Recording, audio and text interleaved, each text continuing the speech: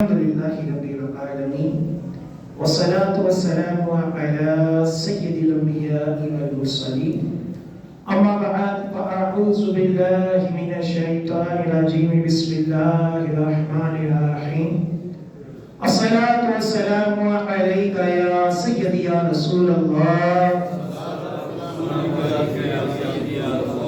وعلى آلك وأصحابك يا سيدي يا حبيب الله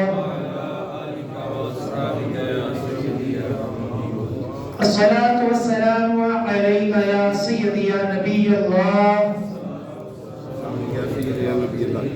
وعلى آلك وأصحابك يا سيدي يا نور الله نويت سنة الاعتكاف الحمد للہ عز و جل ہم نماز جمعہ کے لیے حاضر ہوئے ہیں. دعا ہے کہ رب تعالی ہماری اس ادنا سی حاضری کو اپنی بلند بارگاہ میں قبول و منظور فرمائے اور جو کچھ اس جمعے میں بیان ہوگا اسے سننے کی، سمجھنے کی، اس کے اوپر عمل پیرا ہونے کی اور مجھے صحیح طرح بیان کرنے کی توفیق عطا فرمائے. ناظرین، آج اس موضوع کے اوپر میں بیان کروں گا اس کا تعلق جو ہے وہ تصوف کے ساتھ ہے، کیونکہ حضور غوث پاک رحمۃ اللہ علیہ کا مہینہ چل رہا ہے. اسی مناسبت سے جس مضمون کا میں نے انتخاب کیا تصوف کے ساتھ اس کا ایک تعلق ہے، اس کا نام ہے اپنے عیوب کی پہچان. یعنی ایک انسان کے اندر کیا کیا عیب موجود ہیں، اس کی پہچان کس طرح کی جائے، آج اس موضوع کے اوپر انشاءاللہ عز و جل بیان ہوگا. اور یہ سارے کا سارا جو موضوع ہے یہ امام غزالی علیہ رحمہ کی کتاب ہے احیاء العلوم. احیاء العلوم جلد نمبر 3 صفحہ نمبر 194 194. اس صفحہ کے اوپر آپ نے یہ ہیڈنگ دی اور اس کے تحت جو ہے وہ 4 صورتیں لکھی کہ ایک بندہ جو ہے کس طرح یہ جان سکتا ہے کہ میرے اندر کون کون سے عیب ہیں، میرے اندر کون کون سی کمیاں ہیں، میرے اندر کون کون سی کوتاہیاں ہیں. یہ موضوع اس طور پر بڑا اہم ہے کہ جس دور سے ہم گزر رہے ہیں یہاں تنقید جو ہے نا دوسروں کے اوپر یہ بہت عام ہے. جس کو کچھ بھی نہیں آتا، نہ دین نہ دنیا کا پتہ ہے، وہ بھی جو منہ میں آتا ہے وہ کہہ دیتا ہے. جسے پنجابی میں کہتا ہے بندہ کو بندہ ہی نہیں سمجھنا. خاص طور پر جب وہ کوئی مال رکھتا ہے یا کوئی منصب رکھتا ہے یا کوئی اس کے پاس ہنر ہے تو بندہ جو ہے اپنی حیثیت کو بھول جاتا ہے. اب اس کا کام یہی ہوتا ہے کہ لوگوں کے اوپر تنقید کرو اور لوگوں کی چھوٹی چھوٹی باتوں کو لے کر اپنے اندر جو کوتاہیاں ہیں، اپنے اندر جو گناہ ہے، اپنے اندر جو عیب ہے اس کو بندہ بھول جاتا ہے اور سمجھتا ہے کہ میں پتہ نہیں کیا ہوں، میرے جیسا تو کوئی ہے ہی نہیں. امام غزالی فرماتے ہیں اکثر لوگ اپنے عیب سے بے خبر ہیں، اپنے عیوب سے، اپنے اندر کوئی برائی ہے اس سے کیا ہے، بے خبر ہے. انہیں کسی کی آنکھ کا تنکا تو دکھائی دیتا ہے لیکن اپنی آنکھ کا شریر نظر نہیں آتا. لوگوں کی چھوٹی چھوٹی باریک بات نظر آ جائے گی. اپنے اندر کیا ہے امام غزالی فرماتے ہیں وہ کسی کو نظر نہیں آتا. ہم میں سے ہر شخص جو ہے وہ یہ چاہتا ہے کہ وہ اچھا ہو جائے، نیک ہو جائے. کس کی تمنا نہیں ہوتی کہ یار میں بھی اچھا ہو جاؤں، میں بھی اللہ تعالیٰ کا فرما بردار ہو جاؤں. اس کے لیے سب سے پہلا جو عمل ہوتا ہے وہ ہوتا ہے اپنے گناہوں کو چھوڑنا. جب اپنے گناہ چھوٹ جائیں گے تب جو بندہ ہے وہ نیکی کی راہ پر چلتا ہے. اور گناہوں کو چھوڑنے کے لیے سب سے پہلا عمل یہ ہے کہ وہ اس گناہ کو گناہ بھی سمجھے،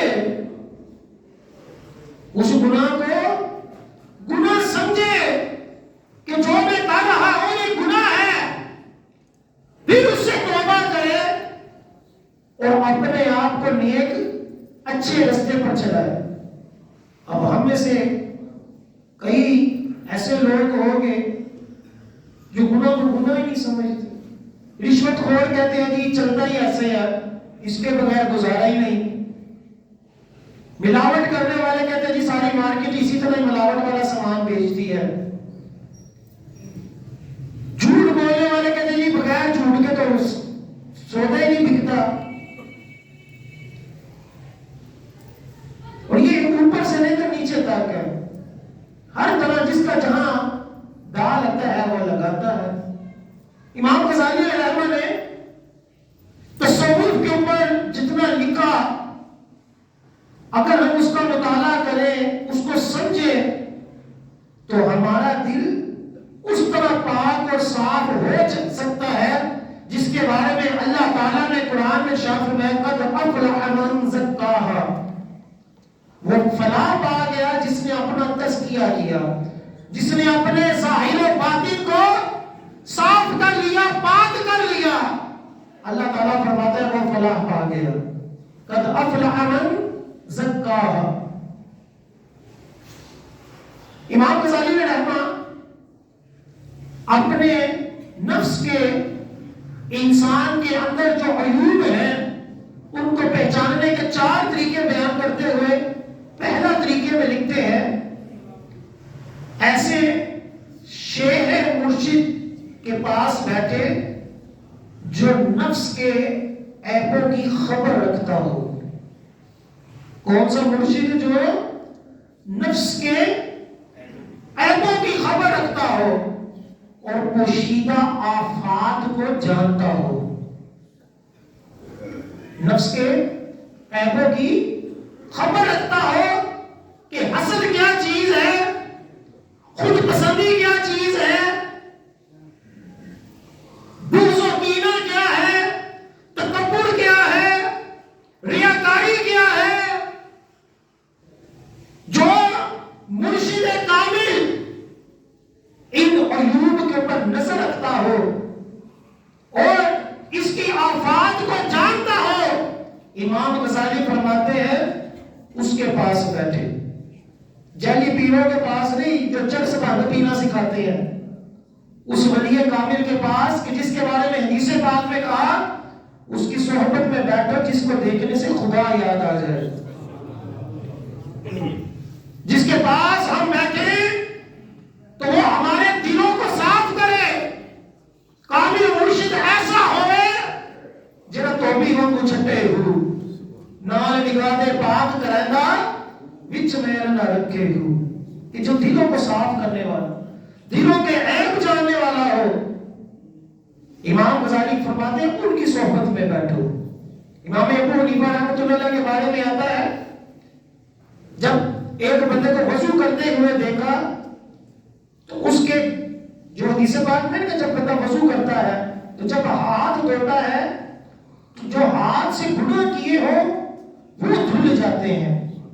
جب منہ دھوتا ہے تو منہ کے ساتھ، آنکھ کے ساتھ جو گناہ کیے ہو وہ دھلتے ہیں. جب پاؤں دھوتا ہے تو پاؤں سے جو گناہ کیے وہ دھلتے ہیں.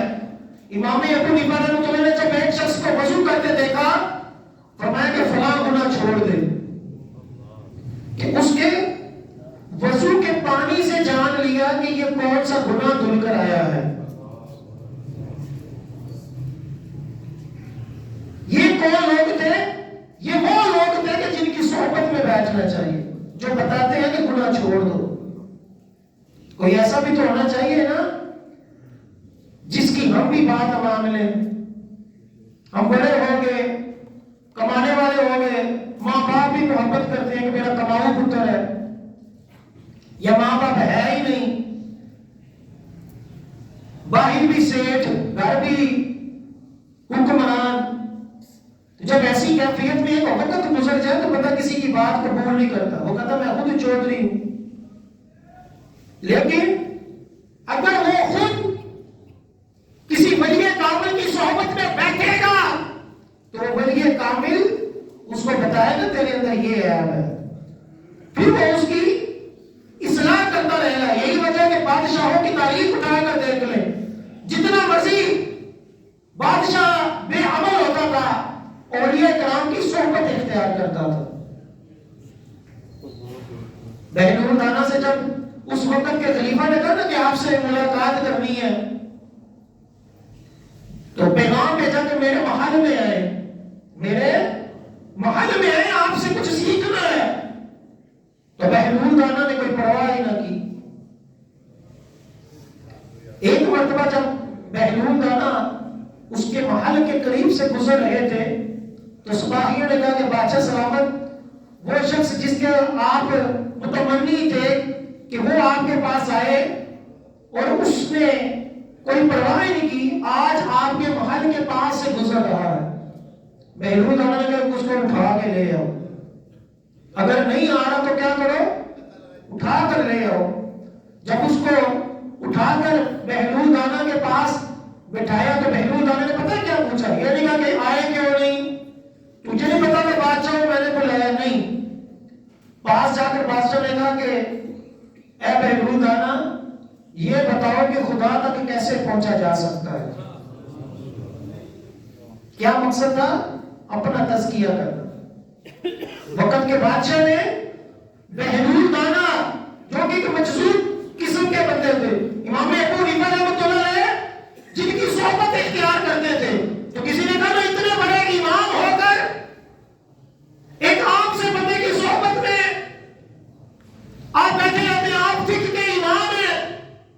تو امام ابو حنیفہ نے کہا کہ میں شریعت کو جانتا ہوں اور یہ شریعت والے کو جانتا ہے. نعرہ تکبیر، نعرہ رسالت.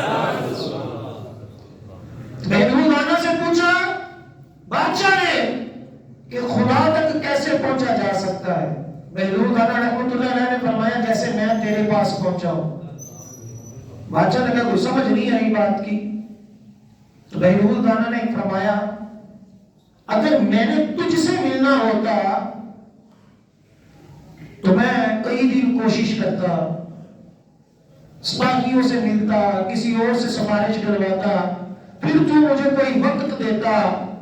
اس وقت میں بھی تیری مرضی تھی تو میری بات سنتا یا نہ سنتا. ہوتا نا بڑے لوگوں سے جب ملاقات کرنی ہو اپوائنٹمنٹ لینا پڑتا ہے، پھر جب وہ ملاقات کا وقت آئے پھر بھی اس کی مرضی ہے وہ نہ کرے، یا کہتے جی صاحب میٹنگ پہ ہے، نہیں کہیں اور چلا گیا. تو بہنور دانا نے کہا جب میں تم سے ملنا چاہتا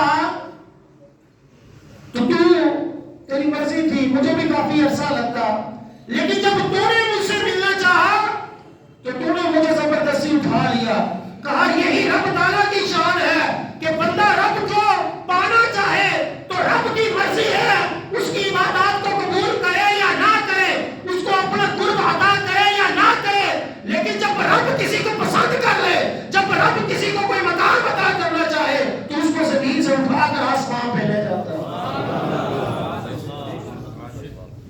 تو فرمایا کہ تیرے سوال کا جواب یہ ہے کہ رب تک کیسے پہنچا جائے، اس کا جواب یہ ہے کہ جب رب پہنچانا چاہے تو پہنچا دیتا ہے.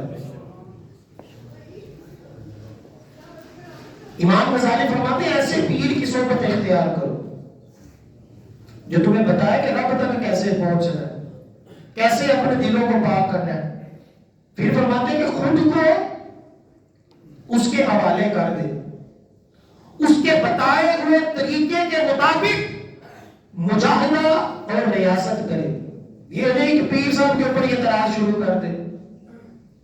پیر صاحب میں آتا بھی آپ کو مانوں گا جب میرے گھر بیٹا پیدا ہوگا, جب میرے کاروبار میں برکت ہوگی. ہم نے پیری مریدی یہ سمجھی ہوئی ہے. اصل پیری مریدی کیا ہے؟ اپنے اندر کو صاف کرنا, اپنے دل کو پاک کرنا, رب تعالیٰ کی معرفت حاصل کرنی, اللہ اور اس کے رسول کی شریعت کے اوپر عمل پیدا ہونا. فرماتے ہیں اپنے آپ کو مرشد کامل کے حوالے کر دے اور اس کے بتائے ہوئے طریقے کے مطابق مجاہدہ کرنا. پیر صاحب نے کہا کہ یہ وظیفہ پڑھنا تو پھر وہی پڑھنا ہے.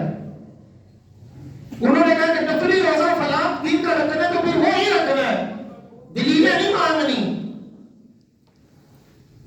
پھر فرماتے ہیں کہ مرید کی اپنے شیخ کے ساتھ اور شاگرد کی اپنے استاد کے ساتھ یہی حالت ہونی چاہیے. کہ استاد کی جب مانو گے تو پھر سیکھو گے.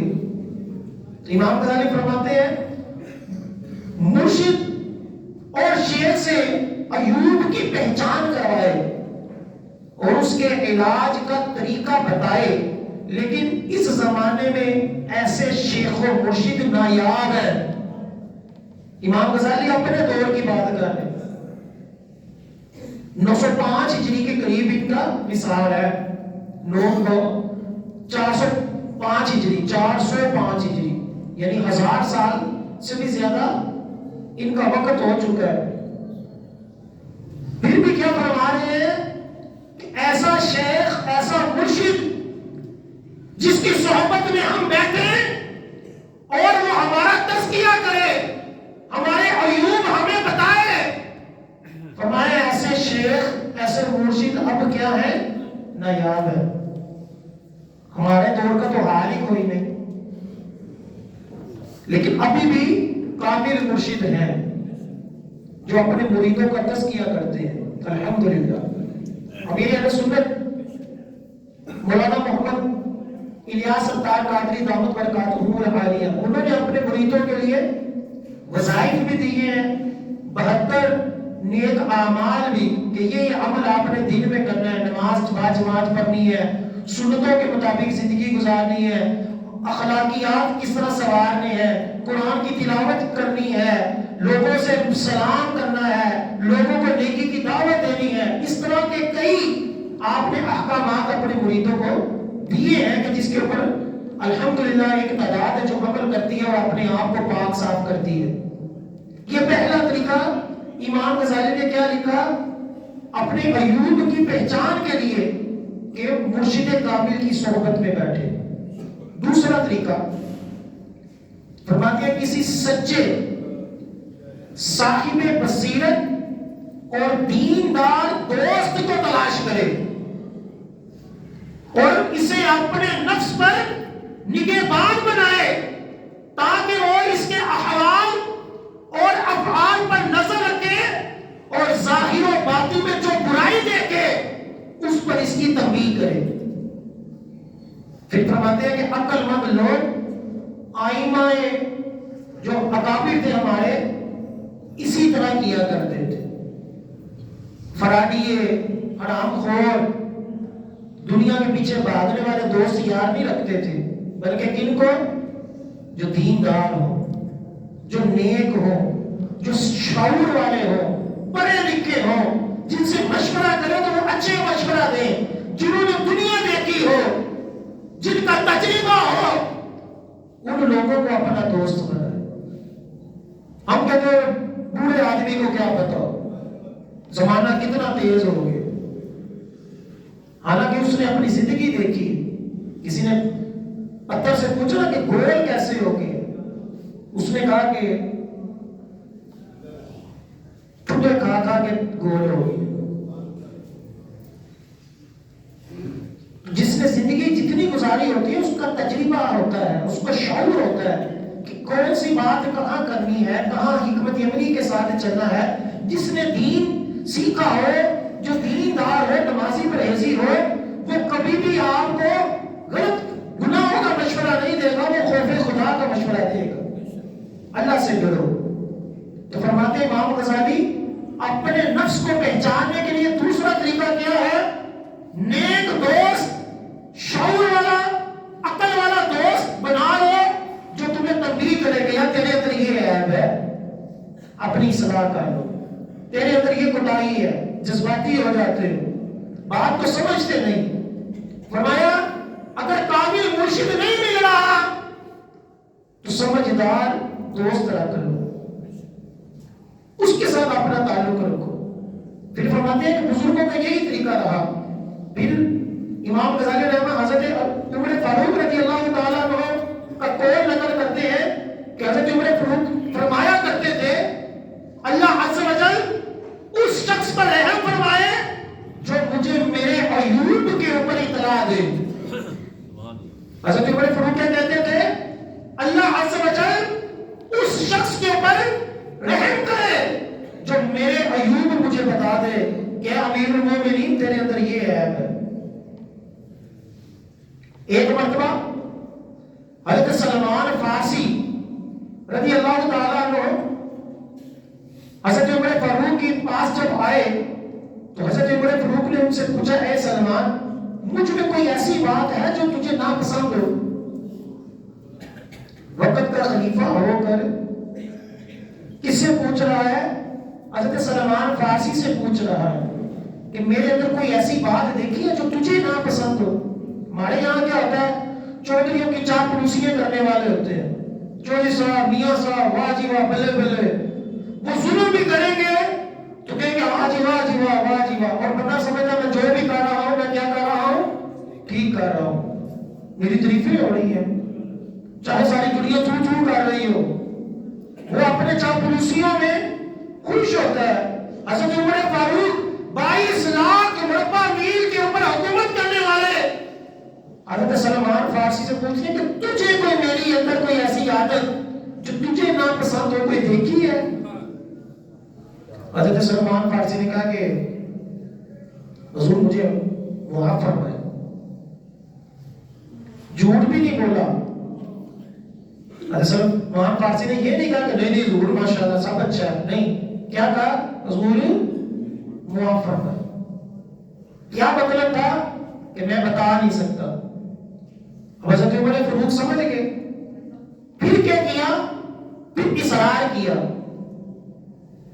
بتاؤ میرے اندر کون سی بات تجھے ناپسندیدہ سمجھ آتی ہے؟ تو حضرت سلمان فارسی نے کہا مجھے یہ بات پہنچی ہے کہ آپ ایک دسترخوان پر 2 کھانے جمع کر لیتے ہیں. اللہ اکبر. ایک دسترخوان پر 2 کھانے جمع کر لیتے ہیں، ایک بھی کافی ہے. وقت کے خلیفہ ہو کر ہمارے یہاں تو ڈشوں کی ڈشیں آتی ہیں وہ بھی عوام کے مال سے. حضرت عمر نے 2 کھانے جمع کیے تو حضرت سلمان فارسی نے کیا کہا؟ مجھے یہ عادت ناپسند ہے. پھر فرمایا حضرت سلمان فارسی نے کہا اور آپ کے پاس 2 جوڑے ہیں. آپ کے پاس کتنے جوڑے ہیں؟ 2 جوڑے ہیں. ایک دن میں پہنتے ہیں، ایک رات میں پہنتے ہیں، ایک بھی کافی ہے. ایک کھانا ایک جوڑا کافی ہے، 2 کھانے 2 جوڑے، دن کے لیے الگ رات کے لیے الگ، اس کی کیا حاجت ہے؟ حضرت عمر فاروق رضی اللہ تعالیٰ نے فرمایا اور اس کے علاوہ کوئی بات ہے؟ انہوں نے کہا نہیں. فرمایا ان دونوں باتوں کے متعلق آپ تسلی رکھیے، یعنی آئندہ یہ دونوں باتیں آپ مجھ میں نہیں پائیں گے. سبحان اللہ. وقت کا خلیفہ ہو کر اپنے عیوب اگر کوئی ہے تو لوگوں سے پوچھ رہا ہے. پھر ایک مرتبہ حضرت سیدنا حذیفہ رضی اللہ تعالیٰ عنہ وہ صحابی ہیں کہ جن کو آقا علیہ السلام نے کثیر احادیث منافقوں کے بارے، قیامت کے بارے ارشاد فرمائی. کثیر احادیث. حضرت حذیفہ کو اس طور پر کہا جاتا تھا کہ بڑا علم تھا منافقوں کی کیا عادات ہوتی ہیں، منافق کون کون ہیں، اور قیامت کے قریب کیا کیا ہوگا. حضرت حذیفہ اس فن میں ماہر تھے، کافی معلومات رکھتے تھے. تو ایک مرتبہ امیر المومنین حضرت عمر فاروق رضی اللہ تعالیٰ عنہ نے حضرت سیدنا حذیفہ سے پتہ کیا پوچھا؟ اے حذیفہ، میرے اندر کوئی منافقت کی علامت تو نہیں ہے؟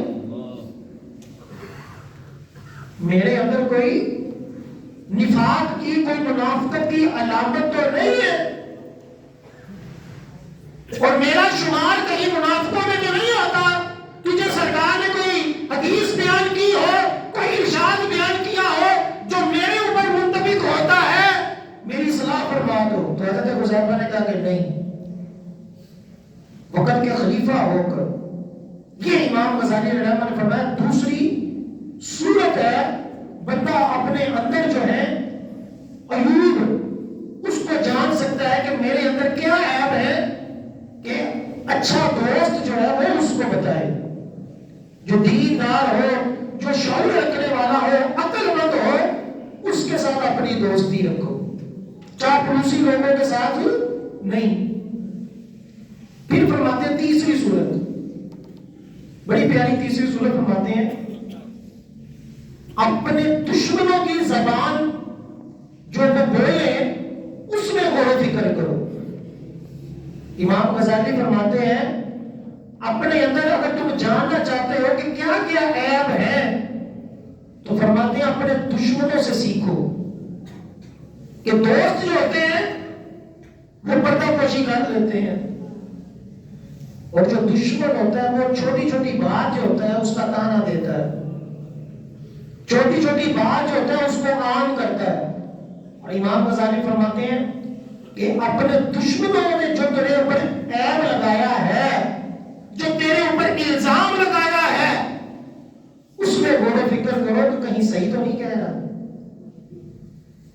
اس لیے علماء کہتے ہیں نا کہ بے وقوف دوست سے دانا دشمن اچھا، جو ایکٹیو ہونا سکھاتا ہے، جو تدابیر سکھاتا ہے دشمن، بندہ جو ہے وہ چکنا ہو کے رہتا ہے، اور بیوقوف جو ہوتا ہے وہ ایسی تسلیاں دیتا رہتا ہے۔ دلی دور است، جتنی مرضی دنیا جو ہے وہ اوپر آ جائے وہ یہی کہہ رہا کچھ نہیں ہوا، کچھ نہیں ہوا۔ تو امام غزالی فرماتے ہیں کہ جو دوست ہوتا ہے یہ انسان کو جو ہے وہ بعض دفعہ غلط فہمی میں مبتلا رکھتا ہے۔ دشمن جو ہے اگر تیرے اوپر کوئی عیب کی نشاندہی کرتا ہے اس پہ غور و فکر کرو کہ یار یہ جو کہہ رہا ہے کہیں صحیح تو نہیں ہے۔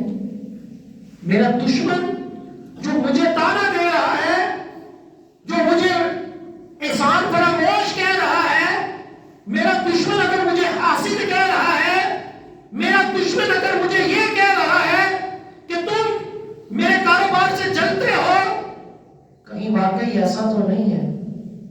امام غزالی فرماتے ہیں دشمن کی بات کے اوپر غور کرو۔ فرماتے ہیں کہ عام طور پر ہم دشمن کی بات کو اگنور کرتے ہیں، نظر انداز کرتے ہیں کہ یہ ایسی ہم سے حسد کرتا ہے اس لیے یہ بات کہہ رہا ہے۔ امام غزالی فرماتے ہیں دشمن کی ہر بات کو حسد کے اوپر معمول نہ کرو، بلکہ غور و فکر کرو آیا کہیں واقعی جو دشمن کہہ رہا ہے وہ سچ تو نہیں ہے۔ اور فرماتے ہیں کہ اس کے بارے میں جو ہے وہ غور و فکر کرو۔ چوتھا طریقہ لکھتے ہیں کہ لوگوں کے ساتھ مل جل کر رہے، ان میں جو ناپسندیدہ بات دیکھے اسے اپنے نفس میں گمان کرے۔ یعنی ایک بندہ جو ہے وہ عوام کے ساتھ بیٹھا ہے، عوام کے ساتھ مل رہا ہے، اب عوام میں جو عیب دیکھے، کوئی جھوٹ بول رہا ہے، کوئی غیبت کر رہا ہے، کوئی چغلی کر رہا ہے، تو یہ گمان کرے کہ یہ میرے اندر تو نہیں پایا جاتا۔ ہم کیا کرتے ہیں سیدھا تو سارا کچھ ہے، اور بزرگ فرماتے ہیں ایک انگلی اس طرف کرو گا تو تین اپنی طرف آ رہی ہوتی ہے۔ یوں کرے نا بندہ تین اپنی طرف کہ میں کیا ہوں۔ امام غزالی فرماتے ہیں جب تم کسی کے اندر گناہ دیکھے، کسی کے اندر کوئی عیب دیکھے، تو یہ گمان کر کہ کہیں یہ میرے اندر تو نہیں ہے۔ یہ نہیں کہ ساری دنیا کو بے وقوف ساری دنیا کو دین سے دور، ساری دنیا کو حرام خور سمجھ کر بندہ یہ سمجھا بیٹھا ہو کہ میرے جیسا ہی کوئی نہیں، بلکہ کسی کو گناہ کرتے دیکھو تو غور کرو یہی گناہ میں تو نہیں کرتا۔ اگر وہ گناہ ہم میں بھی پایا جاتا ہے تو یہ ایک پہچان کا طریقہ ہے کہ میرے اندر بھی یہ گناہ ہے۔ پہلی بات کیا فرمائی؟ دنیا کے اندر رہو۔ مولویوں کے بارے میں لوگ مشہور کر دیتے ہیں، پیروں کے بارے میں، ان کو کیا پتا ہو دنیا کیا شے ہے، یہ تو بس اللہ کرو، کاروبار کی ان کو کیا پرواہ ہو۔ حالانکہ ایسا نہیں ہے۔ تصوف جو ہے وہ ترک دنیا کو چھوڑنے کا نام نہیں ہے۔ حضرت رحمہ سے جب کسی نے پوچھا نا کہ دل کرتا ہے جنگلوں میں جا کر اللہ کی عبادت کروں، اعلیٰ حضرت نے فرمایا اگر تیرا دل کرتا ہے کہ دنیا چھوڑ کر جنگلوں میں جاؤ، کہ دنیا کے تانے، دنیا میں رہ کر رزق حلال کمانا مشکل ہو گیا ہے اور جنگل میں جا کر اللہ کا ذکر کرنا آسان لگ رہا ہے، تو فرمایا تصوف یہی ہے کہ وہ دنیا میں رہے۔ کیوں کہ تصوف جو ہے اپنی نفسانی خواہشات کے اگینسٹ چلنا، الٹ چلنے کا نام ہے۔ جب نفس کہتا ہے کہ سکون والی جگہ پر چلا جا اور اللہ کا ذکر کر، تو تصوف یہ ہے کہ دنیا میں رہ کر اللہ کا ذکر کر، رزق حلال کما کر اللہ کا ذکر کر، اپنے بیوی بچوں کے حقوق پورے کر کر اللہ کا ذکر کر۔ یہ تصوف ہے۔ دین ہمیں یہ نہیں کہتا کہ سارا کچھ چھوڑ دو، نہ ہی یہ ذہن میں رکھنا چاہیے کہ مولوی بنیں گے تو بھوکے مار جائیں گے، ایسا نہیں ہے۔ اللہ تعالیٰ رزق دینے والا، اللہ تعالیٰ نافرمانوں کو، کافروں کو رزق دے رہا ہے، تو اپنے نیکوں کو کیوں نہیں دے گا؟ نیکوں کو بھی ملے گا۔ تو دنیا کے اندر پہلے رہے، دنیا کے تانے، دنیا کے اندر رہ کر رزق حلال کمانے میں جو مشکلات ہیں اس کو برداشت کرے۔ سب کچھ چھوڑ چھاڑ کر، سارے بیوی بچوں کے حقوق چھوڑ کر، ماں باپ کو تنہا چھوڑ کر جنگلوں میں جا کر، کیا دوسرے ملک میں جا کر اللہ کی عبادت کرنا کون سا کمال ہے بھائی؟ یہ کون سا تیر مار لیا تم نے؟ اصل تو یہ تھا کہ دنیا میں رہ کر جو تیرے اوپر حقوق ہیں ان کو بھی پورا کر اور اللہ کی بندگی بھی پوری کر، نماز بھی تیری کوئی نہ چھوٹے، کاروبار بھی تو کر، اپنے بیوی بچوں کے حقوق بھی پورے کر، اور رب کے حضور 5 وقت جماعت کے ساتھ نماز بھی پڑھ۔ یہ تصوف ہے۔ دنیا کے اندر رہے، دنیا کے اندر رہے، دنیا اس کے اندر نہ رہے، وہ دنیا میں رہے، اس کے اندر دنیا نہ رہے، یہ تصوف ہے۔ پہلی بات یہ ہے کہ دنیا میں رہے، پھر دنیا کے لوگوں کو دیکھے کہ کس قسم کے لوگ دنیا میں رہتے ہیں۔ کسی کے اندر چغل خوری ہے، کسی کے اندر کاروبار میں ڈنڈی مارنا ہے، کسی کے اندر نوکری پوری نہ کرنا، تنہا پوری رہ لینا، کسی کے اندر جھوٹ بولنا ہے، کسی کے اندر اور طرح کا دغا بازی ہے۔ یہ سارے جب دیکھے گناہ جو دنیا میں ہو رہے ہیں تو اپنے اندر غور کرے کہ اس میں سے کون کون سا گناہ جو ہے وہ میرے اندر پایا جاتا ہے۔ پھر جو اپنے اندر وہ پایا جائے، اس دور میں، جس دور میں وہ گزر رہے ہیں نا، اس دور میں بندے کو یہ پتا چل جائے نا کہ میرے اندر جو ہے وہ کیا گناہ ہے، یقین مانے یہ رب تعالیٰ کی بہت بڑی نعمت ہے۔ اسے پتا چل جائے میرے اندر کیا عیب ہے، ورنہ تو یہاں ہم کتنے عیبوں کو اپنے اندر لے کر اپنے آپ کو وہی سمجھے ہوئے بیٹھے ہوتے ہیں۔ آپ باہر جا کر دیکھیں، جس نے کبھی نماز نہیں پڑھی، روزے بھی نہیں رکھتے، 4 پیسے آ جائیں، وہ کس طرح جو ہے وہ باتیں کرتے ہیں اونچی اونچی، کس طرح مولویوں کے اوپر تنقید کرتے ہیں، کس طرح نمازیوں کے اوپر تنقید کرتے ہیں، حاجیوں کے اوپر کس قسم کے لطیفے باندھتے ہیں، کس طرح ان کو جہنمی اور خود کو سمجھتے جی ہم بڑے حقوق العباد پورے کرنے والے ہیں، حقوق اللہ کی خیر ہے، حقوق العباد پورے ہونے چاہیے۔ یہ کبھی نہیں ہو سکتا کہ بندہ جو ہے وہ خدا کا نافرمان ہو اور بندوں کے حقوق پورے کر لے، ایسا نہیں ہوگا۔ جو بندہ حقوق اللہ پورے کرنے والا ہوگا وہی حقوق العباد پورے کرے۔ ہمارے یہاں کیا چکر چلتا ہے، ایک بندہ رشوت بھی کھاتا ہے، سود بھی کھاتا ہے، اس نے کیا کیا ہوتا کہ تھوڑا سا کسی کو صدقہ دے رکھا تھا، بس جی میرے حقوق العباد ہے، بڑی غریب کی مدد کرتی، ایک نیکی کر کر اپنے سارے گناہوں کو چھپا رہا ہوتا ہے۔ چیریٹی شو میں کیا ہوتا ہے، جتنے بھی سنگر ہوتے ہیں، گانے بجانے والے، ناچنے والے ہوتے ہیں، وہ غریبوں کے نام پر ایک شو کرتے ہیں، اس شو میں مفت میں آ کر ناچ جاتے ہیں، مفت میں آ کر گانا گا لیتے ہیں، اور جو ٹکٹیں ہوتی ہیں اس کے پیسوں سے غریبوں کی مدد ہو جاتی ہے، اور وہ یہ سمجھتے ہیں ہم نے بڑا نیک کام کر لیا، گناہ کے کام کو الٹا ثواب سمجھ لیا۔ ہم تو اس دنیا میں رہ رہے ہیں، صبح اٹھتے ہی میوزک والی نعتیں، میوزک والی قوالیاں سن کر ہم سمجھتے ہیں ہم نے بڑا نیک کام کر لیا۔ اس دور میں یہ سمجھ لینا کہ میرے اندر کیا عیب ہے، میرے اندر کیا گناہ پایا جاتا ہے، یہ اللہ تعالیٰ کی بہت بڑی نعمت ہے کہ جب بندہ گناہ کو گناہ سمجھے گا تو توبہ کرے گا نا۔ جو بندہ گناہ کو گناہ ہی نہیں سمجھ رہا اس نے توبہ کیا کرنی ہے؟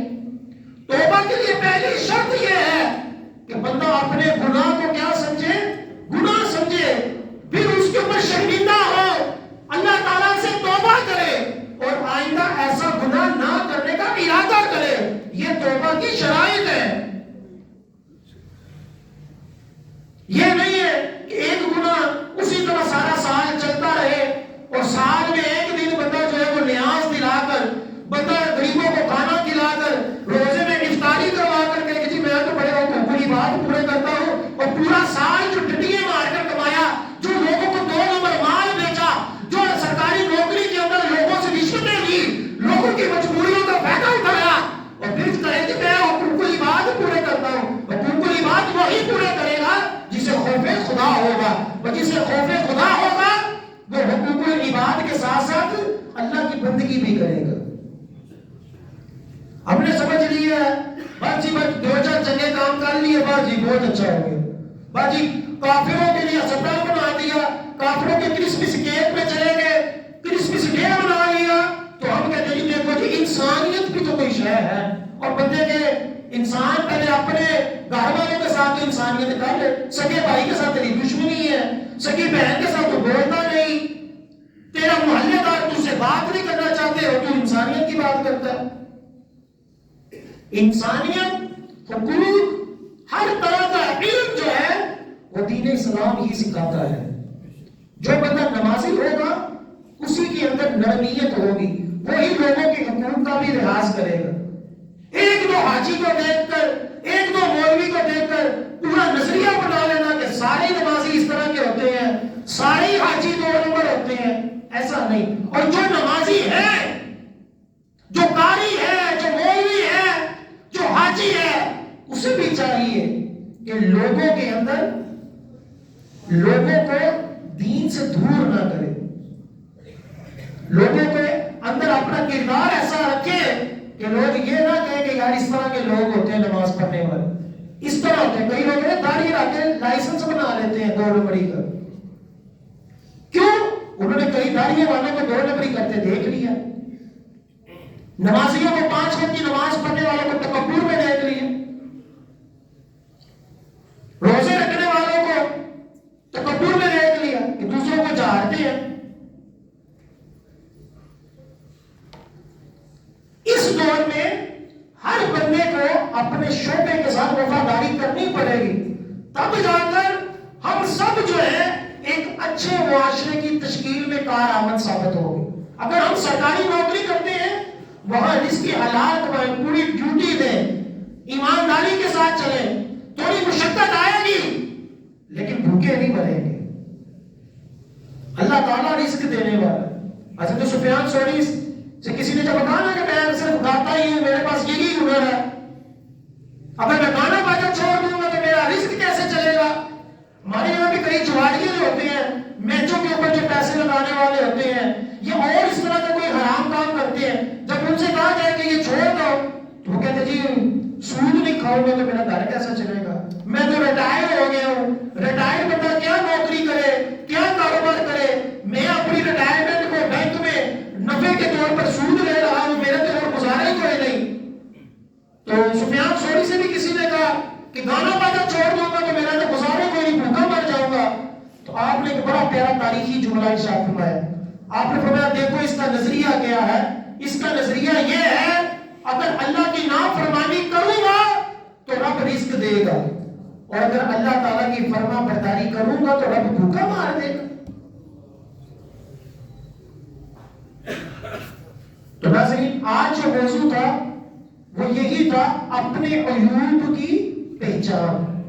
امام غزالی رحمہ نے احیاء العلوم جلد نمبر 3 صفحہ نمبر 192 میں 4 صورتیں بیان کی اپنے اندر کے عیبوں کو جاننے کے لیے، اپنے اندر کی کوتاہیوں کو جاننے کے لیے، اپنے اندر کے گناہوں کو جاننے کے لیے 4 صورتیں احیاء العلوم میں بیان کی. نمبر 1، قابل مرشد کی صحبت میں بیٹھنا. وہ مرشد جو عیوب کو جاننے والا ہو، جو پوشیدہ عیوب کو جاننے والا ہو، جو شیطانی مکر و فریب کو جاننے والا ہو، اس کی صحبت میں بیٹھو. ایک بہت بڑے بزرگ شاید معروف کرہی رحمۃ اللہ علیہ کا واقعہ کتابوں میں لکھا ہے. ان کا ایک مرید جو تھا وہ آپ کی صحبت چھوڑ گیا، صحبت میں بیٹھتا تھا وہ چھوڑ گیا. ایک عرصے پر جب ملے تو کہا کہاں ہوتے ہو؟ پوچھا کہاں ہوتے ہو؟ اس نے کہا کہ حضور میں تو بہت پہنچ چکا ہوں. وہ کیا ہوتا ہے؟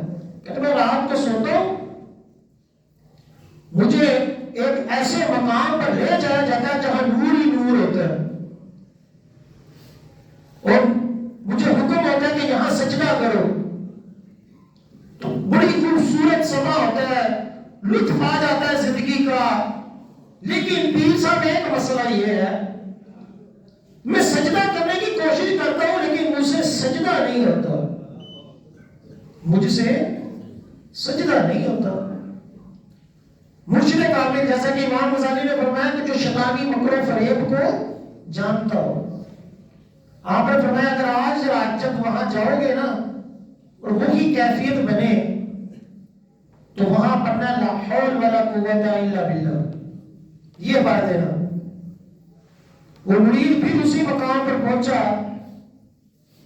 جب یاد آیا کہ مرشد نے کہا تھا لاہور شریف پڑھنی ہے، جب لاہور شریف پڑھی تو کیا دیکھتا ہے ایک دم سے وہ سارا منظر غائب ہو گیا اور وہ کوڑے کے ڈھیر کے اوپر پڑا ہوا تھا.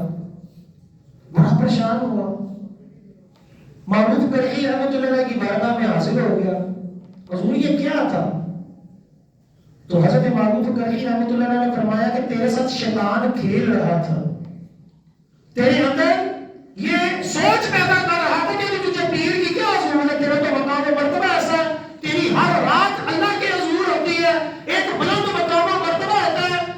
تجھے اس طرح تیرے ساتھ کھیل رہا تھا اور تجھے جب سجدے کا کہتا تھا وہ سجدہ جو تھا وہ اپنے لیے کرواتا تھا کہ مجھے سجدہ کر، اور جو تو سجدہ نہیں کر سکتا تھا، تیری کمر جھکتی نہیں تھی، وہ میری نسبت کی وجہ سے تھی.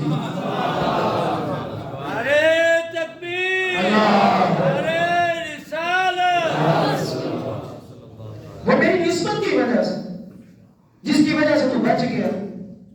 تو پہلی صورت کیا ہے؟ کامل پیر کی صحبت جو بندے کو اس کے عیب بتائے. اور دوسری صورت کیا بتائی امام غزالی نے؟ دیندار عقل والے شعور والے دوست کے ساتھ اپنا تعلق قائم رکھو، جو سچا دوست تمہیں تیرے عیبوں کے اوپر بتائے کہ تیرے اندر یہ کمی ہے، تیرے اندر یہ کوتاہی ہے. نمبر 3، تیسری صورت اپنے عیبوں کو جاننے کی یہ ہے کہ بندہ اپنے دشمنوں کی بات کے اوپر غور کرے. میرا دشمن جو میرے اوپر تانا دے رہا ہے، جو الزام لگا رہا ہے، آیا واقعی وہ عیب میرے اندر پایا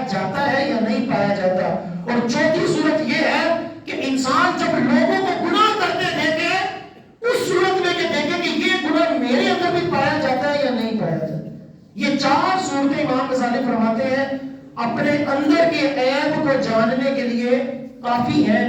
اللہ تعالی ہم سب کو اپنے ظاہر اور اپنے باطن کو صاف ستھرا کرنے کی توفیق عطا فرمائے.